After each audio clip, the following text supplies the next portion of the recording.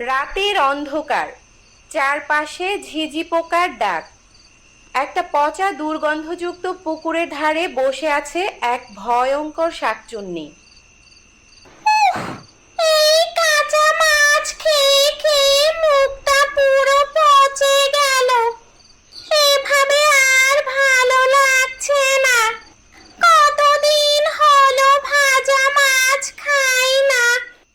আগে মানুষ ছিলাম তখন কি সুন্দর রান্না করে মাছ খেতাম। এখন এই জঙ্গলে বসে শুধু কাঁচা কাঁচাচ্ছি। না, আর না।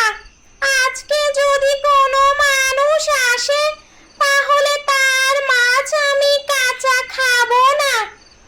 যখন মাছ ধরে লোকটা বাড়িতে যাবে তখন তো অবশ্যই তার বউকে বলবে মাছ ভাজতে। তখনই আমি সব খাবো।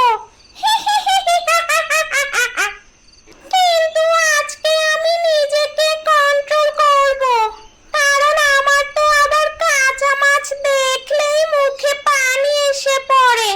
কিন্তু যখন খাই তখন ভালো লাগে না। আজকে আমাকে যেভাবেই হোক না কেন কোনোভাবেই কাঁচা মাছ খাওয়া যাবে না। একটা ছোট্ট টিনের ঘর, রাত গভীর। ঘরের ভেতরে রহিম, তার স্ত্রী হাবিবা আর মেয়ে মুনিয়া বসে আছে। এই বউ, শোনো, আমি মাছ ধরতে যাচ্ছি। এই রাতে? শোনো, পচা পুকুরটায় যেও না কিন্তু, ওটা ভালো না। লোকেরা বলে নাকি ওখানে অদ্ভুত কিছু দেখতে পায়। যেতে তো হবেই, এলাকায় আর কোনো পুকুর নাই যেখানে মাছ পাবো, তো বাধ্য হয়েই ওটাই যেতে হবে গো। কিছু করার নাই আর। আর মাছ না ধরলে বিক্রি করব কি, আর খাবোই বা কি?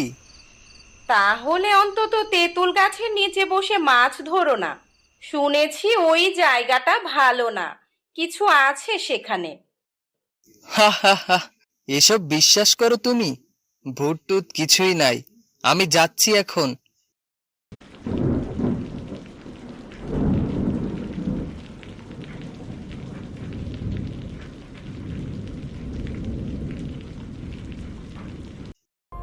রহিম এসে পুকুরে বসে মাছ ধরতে শুরু করলো।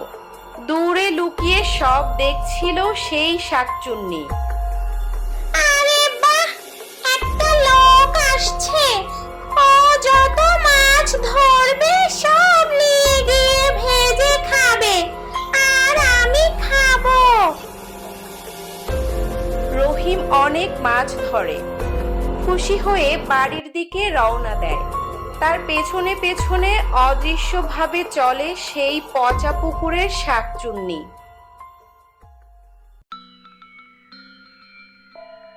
ওই বউ, অনেক মাছ ধরেছি, তাড়াতাড়ি ভাজো। এত মাছ? ঠিক আছে, আমি ভাবছি, তুমি বরং গোসল করে আসো। আচ্ছা যাই, আগে গোসল করে আসি। তাছাড়া মাছ ভাজা ততক্ষণে হয়ে যাবে। আর রান্নাঘর থুয়ে কোথাও যেও না কিন্তু, বিড়াল সব খেয়ে নিতে পারে। আচ্ছা আমি যাই, কারণ ভোর হয়ে যাবে এখন। তারপর গোসল করে ভাত দিয়ে জমিয়ে মাছ ভাজা খাবো।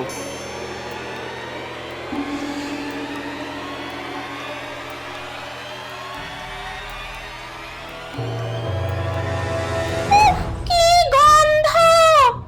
আজকে আমি না খেয়ে থাকতে পারবো না। হাবিবা ও তার ছোট্ট মেয়ে মুনিয়া রান্নাঘরে ছিল। কিছুক্ষণ পর তার মা পাশের ঘরে গেল। মা তো পাশের ঘরে গিয়েছে। মা আসতে আসতে তো মাছগুলো পড়ে যাবে। আমি একটা কাজ করি, বাহির থেকে খুচুনটা নিয়ে আসি। মুনিয়া বের হওয়া মাত্রই শাকচুন্নিটা রান্নাঘরে আসলো।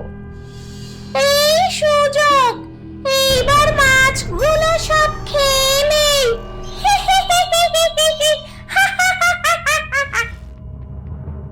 তারপর শাকচুন্নিটা সেই মুহূর্তে সব মাছ খেয়ে ফেলে আর অদৃশ্য হয়ে যায়।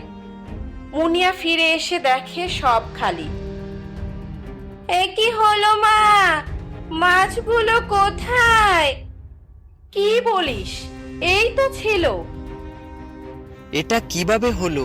কেউ তো চুরি করতে পারে না, আর এমনি এমনি তো আর গায়েব হয় নাই।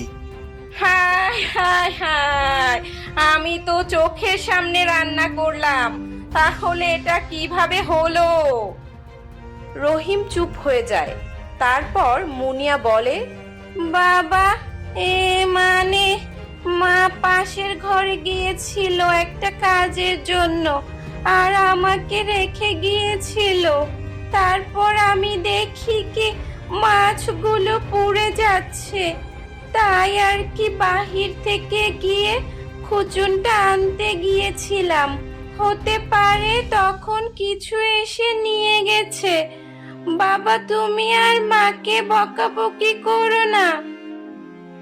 পরের দিন রাত 2টা রহিম আবার সেই পচা পুকুরে যায়। কালকের মাছগুলো খুব ভালো ছিল, আজকে আরো বেশি করে মাছ ভাজা খাবো। রহিম আজকেও মাছ ধরে, কিন্তু কালকের থেকে আজকে আরো বেশি মাছ পেয়েছে। তারপর মাছ নিয়ে বাড়ি ফিরে আসে। বউ, এই দেখো, কালকের থেকে আজকে আরো বেশি মাছ ধরেছি। আজকে আর ভুল করবে না কিন্তু। তাড়াতাড়ি ভাজো, কালকে খেতে পারিনি, আজকে তাই জমিয়ে খাবো। আচ্ছা ঠিক আছে, আমি যাচ্ছি রান্না করতে। আর হ্যাঁ, খেয়াল তো রাখবই, তুমি চিন্তা করো না, আজকে আর ভুল হবে না। রান্না হচ্ছে, হাবিবা ঠিক তখনই একটু অন্যদিকে ঘুরে তাকায়। এইবারই সুযোগ, এইবার সব মাছ ভাজাগুলো খাবো। একটা কাজ করি, আজকে বরং থালা সহ নিয়ে যাই। তারপর শাকচুন্নিটা এবার থালা সহ সব মাছ নিয়ে উধাও হয়ে যায়। এটা মানুষের কাজ না, আমার মনে হচ্ছে কোনো শাকচুন্নির কাজ হতে পারে এটা। তাহলে এখন কি করা যায় বলো তো? এখন এটাই উপায়, সেটা হলো আমি একজন ওঝাকে ডাকবো।